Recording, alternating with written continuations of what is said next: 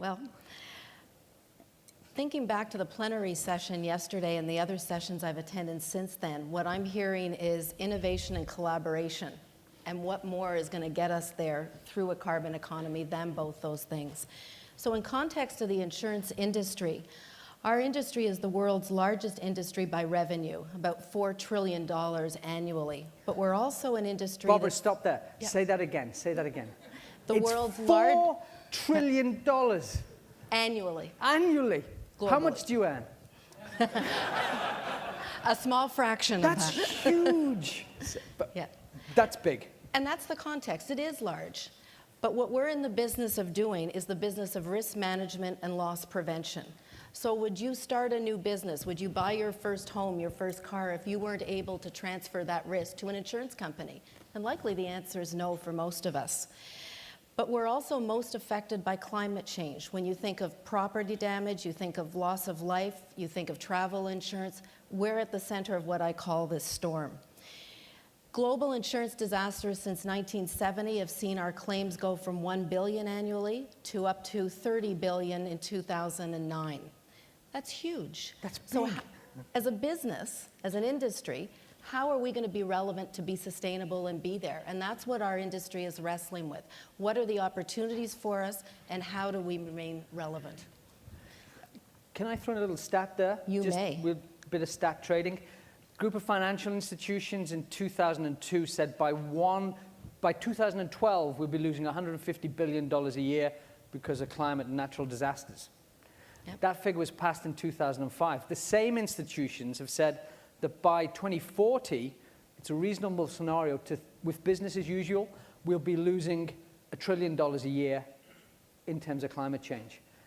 Can you imagine every year having a sort of third of a credit crunch? I mean, that's not good, right? Okay.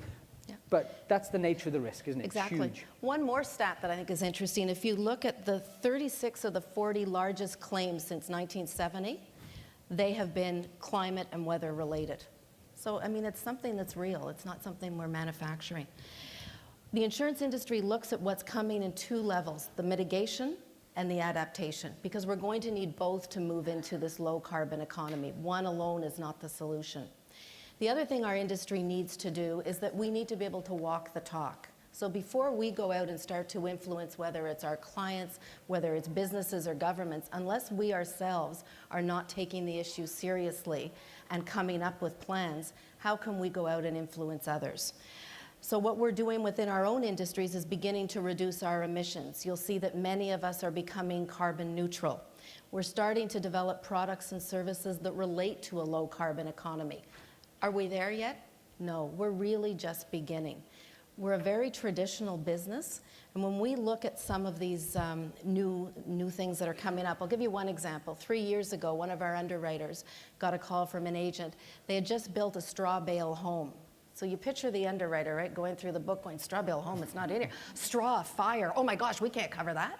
Well, the reality is, yes, you can cover it. We've just got to think of how can we cover it. So we're retooling our thinking. And we're not the most innovative business. I don't mean the cooperators, I'm talking about us generally. Okay? Just need to put that caveat in there. You're not innovative, but you've got $4 trillion in your pocket, right? Yes, we do. Yeah. And what we've got in addition to the $4 trillion, Paul, is the influence. So how many of us have that connection to your clients? This business happens to have it. We're also developing purchasing policies so that we can start to encourage and enhance the supply chain. Very important. And lastly, and I'll end here, is the piece around strategic partnerships and advocacy. So how can we develop strategic partnerships that help us move into the low carbon economy, whether that's research with universities, research with organizations such as the Institute for Catastrophic Loss Reduction in Canada, and then what kind of public policy can we Just say that again. What's the institute called? ICLR. What does it stand for? Institute for Catastrophic Loss Reduction. Are they happy people? They're very happy people.